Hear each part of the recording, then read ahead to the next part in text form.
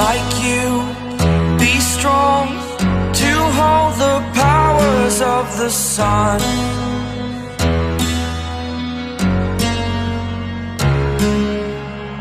To dream, believe. Yo, what's going on, everybody? My name is Anna. Welcome back to the channel.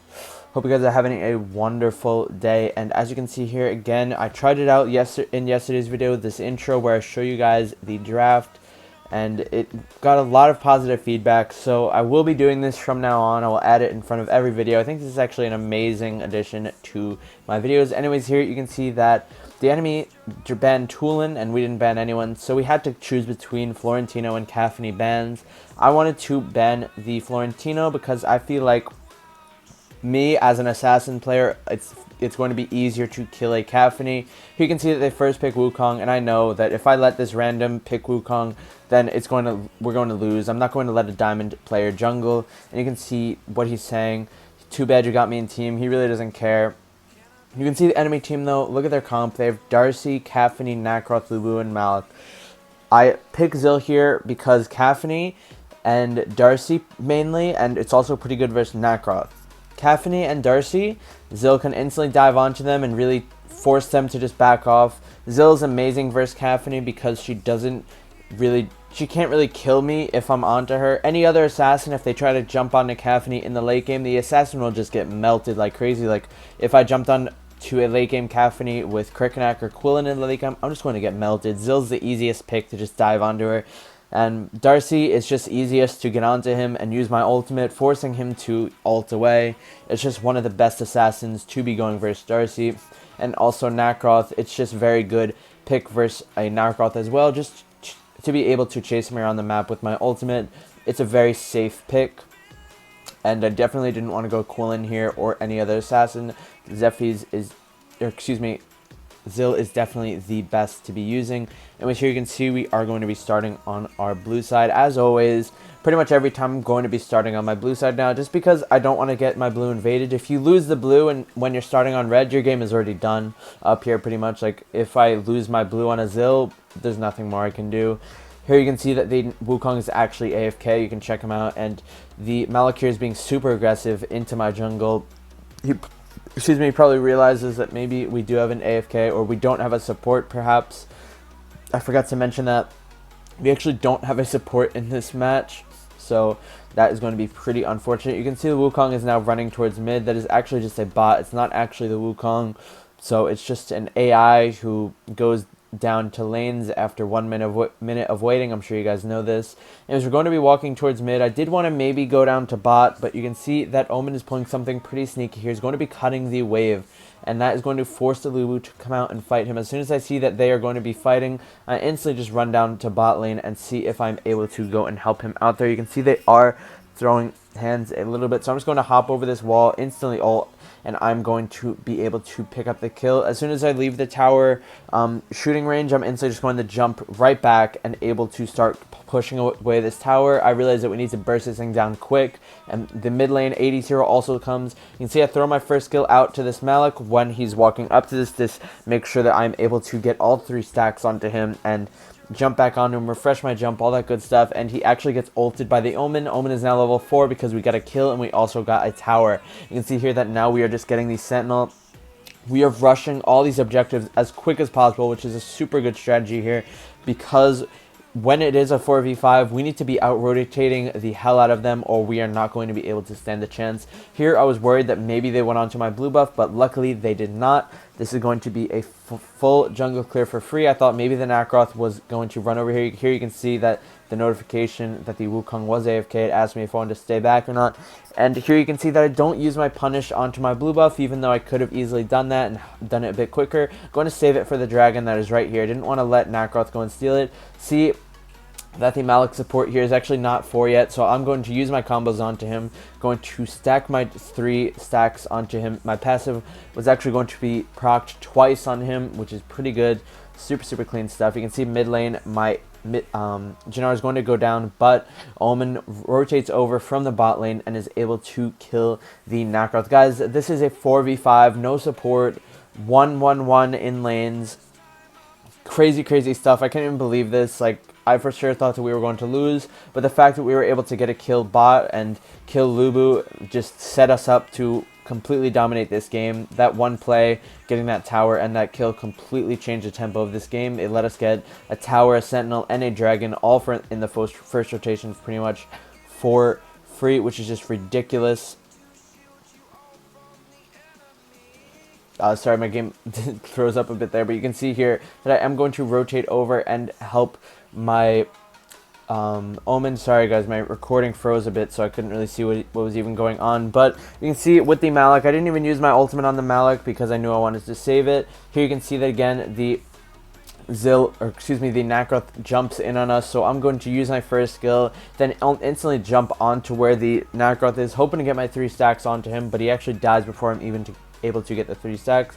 Again, I apologize there, my recording froze, so I couldn't really commentate over what I was seeing because I couldn't really see it, but I didn't use my ultimate on the Malik, which is a super important thing to do. I didn't want to use my ultimate there. I'm going to cut the wave for this. And guys, again, this is a 4v5 we're dealing with. And you can see the Wukong is actually back. I was so annoyed at this, that he actually came back. And I really just wanted him to stay AFK at this point, because now what he's doing is just taking farm away from me. He came back and realized that we were winning probably. And I don't know what is going through this guy's mind right now. But you can see I'm typing at him, just go AFK, dude. We don't care. But he unfortunately is not going to go AFK, so we have to deal with this. And yeah, again guys, you guys think that like you have trolls down in lower elo. Guys, this is Conqueror. I'm the rank 1 player right now, and I'm getting paired with these people like this Wukong who are just trolling completely ridiculous. No rank has troll free games. There's always going to be trolls in every elo. You honestly just have to deal with it sometimes. It's unfortunate, but that's just how things are. Anyways, you can see that we are going to rush that dragon down now because there wasn't really much else to do on the map. You can see they're all at bot lane just killing the Wukong. That means that mid is completely open right now. It means none of them are going to be able to come in here in time. You can see that they're all stacked up, so I'm just going to jump onto them. You can see Jannar also jumps. We were able to kill 2 of them and back off for nothing. Completely like win of a team fight. They could not do anything. Jannar here gets Omen ulted. I'm able to pick him up as well. Able to actually get my blue buff back because they killed Wukong and then I killed Darcy, so the buff got transferred. Very nice stuff. But you can see just as soon as they were grouped up, me and the Jannar instantly knew to go hyper aggressive onto them. Since they were all grouped, just me and the Jannar, the 2 mages in this team were dealing so much magic damage they could not even handle it. You can see the Wukong is now typing to the enemy team. I don't know what he's typing. I don't speak Chinese. If any of you do, feel free to translate that. But you can see that I need to run over and get the enemy's blue buff because this Wukong is going to be stealing my own. So I'm not going to really be bothering with that. Well played by Rex to notice that their blue buff was actually spawning and for us to actually go and invade that. At this point now, I'm just waiting it out. I know that we need to stay on top of this. We can't really give up at this point. Even though we're in the head by a lot, it could always turn around because at this point, it's very much is still a 4v5 with this Wukong. He doesn't have a lot of gold at all. He's pretty useless. So we just need to be staying pretty consistent in our farm, and then we will be able to wrap this one up and call it a game. You can see that the Caffney is going to get ulted. Again, I'm not going to ult her, guys. I know she's going to die, so I'm just going to throw out my first skill. Super important for us to save our skills there. Now we can always use our ultimate in any other spot. Here, I was going to do Darkslayer. I was hoping that my team came with me, but actually looks like they want to go out for blood anyways, and I kind of know why. Like, we're already ahead by so much, so I just dive right in. Like, I don't even really care. I'm just going to fully commit to this. We're able to kill 2 of them, and then I jump onto the Darcy, but actually he flickers away. Yeah, I did want to do Darkslayer there, but I didn't really care, to be honest. You can see that I just ran straight in. You can see Darcy uses his immunity, so as soon as I see he uses his immunity, I'm just going to jump onto him with everything I have, and we are able to kill him, but we do die ourselves, which is a little bit unfortunate. But yeah, guys, again, this is a 4v5, no support. I could not believe that we were able to win this. The only reason that we are winning this is because of what happened at bot lane. What happened was we were able to pick up a kill, then we got a tower, then we got another kill, then we got Sentinel, and then we got Abyssal. All of that in like a minute and 30-second time span, and that's just so much gold funneled into the team that even though it was a 4v5, they just could not stop the snowball that we were having at that point. it really was just an amazing set of circumstances. Even though we did have an AFK, we were still able to put this game out surprisingly fast. We ended this pretty quickly. Definitely satisfied with the results, 100%. You can see here that they are doing the dark, so of course I want to go and run over and help. You can see the Nacroth tries to jump in here. He actually just gets destroyed. So this Nacroth is actually someone that trolls me a lot. He goes Yorn and farms my jungle, so I was BMing him a bit there. Not too seriously, but definitely don't like that player too much because he does troll me a lot in ranked.